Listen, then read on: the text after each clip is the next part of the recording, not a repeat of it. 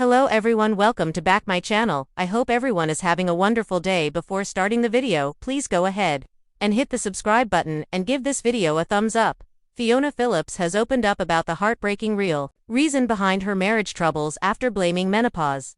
The broadcaster and TV presenter, 64, explained that she and her husband, Martin Frizzle, 64, were having the most horrendous rows. Fiona was working 3 days a week on GMTV and packed other days with work too. She explained, "On top of my weekly newspaper column, I was also presenting a radio show, another TV program, and various one-off documentaries. When I became the main presenter on GMTV in January 1997, I felt like the luckiest woman alive." But for the entire time, Fiona had been combining her role as a TV presenter with caring for her parents. "My mother had Alzheimer's, and until her death the previous year, aged just 66, I'd looked after her every weekend.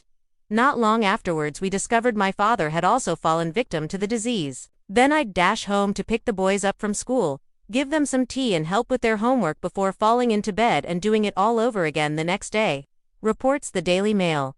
Fiona revealed that her and Martin were having horrendous rows that spiraled over ridiculous things like emptying the dishwasher. "To need more help around the place, Martin, I'd yell, 'You expect me to do everything?' And then he'd come back at me, 'Well, what do you want me to do? Give up my job?' 'No, I just feel like it all comes down to me.'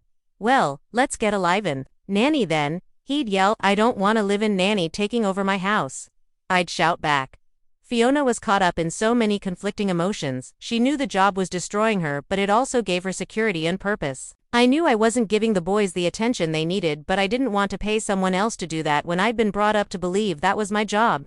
And I loved Martin and our family, so why couldn't I just stop yelling at everyone?" In summer 2008, Fiona agreed a deal and left GMTV, almost 12 years after she'd first sat on that famous red sofa. Martin explained. In 2008, Fiona left GMTV.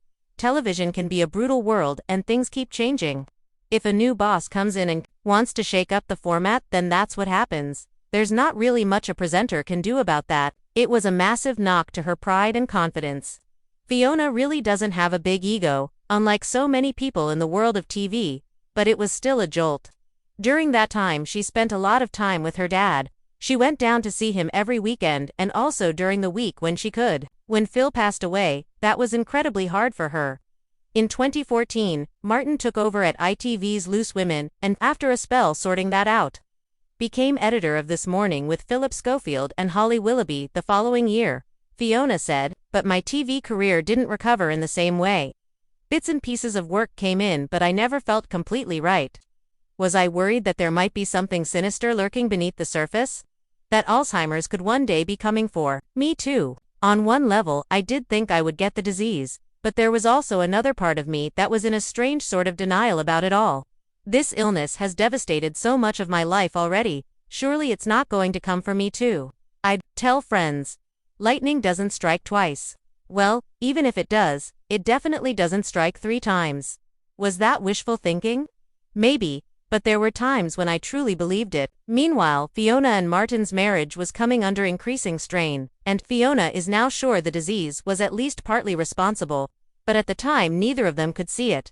Instead, she revealed that she just became more and more disconnected from Martin and the boys. "You've totally zoned out of our family and our marriage," he would say to me. "Don't be so bloody ridiculous." I'd yell back. Martin eventually moved out and the couple separated for a few weeks but then reconciled. "You've been so distant for so long," he told me. "I just need to know, is this going to work or not?" "Well, I want it to work," I said. "And so do I," he said, "but things have got to change." Fiona knew he was right. The only problem was she didn't know how to change things. Then in 2020 Fiona decided that, having caught COVID earlier that year, she was now suffering from long COVID. Or was I using that as another excuse to the world for why my behavior had changed? "I just don't know," she explained. Around then Fiona also lost her confidence around driving and even popping to the shops, which she'd done a million times before, became terrifying. The simplest things like going to the bank would induce anxiety attacks, Fiona added. There were mood swings too, which meant even I was finding my behavior unpredictable, and yet, despite not wanting to be like that, I couldn't do anything about it. I felt I'd lost control over my life during 2021. Dr. Louise Newson had been appearing frequently on Martin's show. This morning, she had become known as the UK's leading expert on menopause. Martin explained to Fiona that if the way she was feeling was down to menopause, then Dr. Newson was the person to diagnose it. Louise took blood tests and put Fiona on a course of hormone replacement therapy, but things didn't improve. After a series of further investigations and tests, the pair received the devastating results. Fiona revealed that the consultant said, "Yes, so your results are back, and yes, I'm afraid to tell you that you do have early onset Alzheimer's disease." Martin and I stared at him. Neither of us said a word. We sat rigid, locked in suspended animation between everything our lives had been before this moment and everything they would become beyond it. Fiona had only turned 61 at the start of that year. And, while she always thought she might get the disease one day, she'd hoped it might be when she was in her 80s or even 90s, she explained. In those first few minutes after the devastating diagnosis, I was angry, too. Really angry. I know you're not supposed to ask why me, and I've never been a moaner, but seriously, this time, Fiona felt she had dealt so much with the heartbreak of the illness already with her parents, so what had she done to deserve more? The consultant's advice was to go home and try and lead a normal life as possible.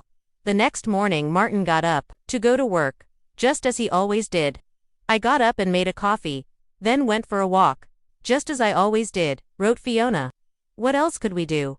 Lie on the floor, weeping and wailing? That wasn't going to change anything. Fiona was determined then to keep the diagnosis a tight secret. She hated the thought of becoming an object of gossip or even pity. She had worked hard to be independent and judged on her merits, so the thought of people patronizing her like that was too awful. But, then, what was her alternative? For Fiona there was no plan B. That was her life now. Thanks for watching this video, and please subscribe our Netflix World 24 YouTube channel for more update news.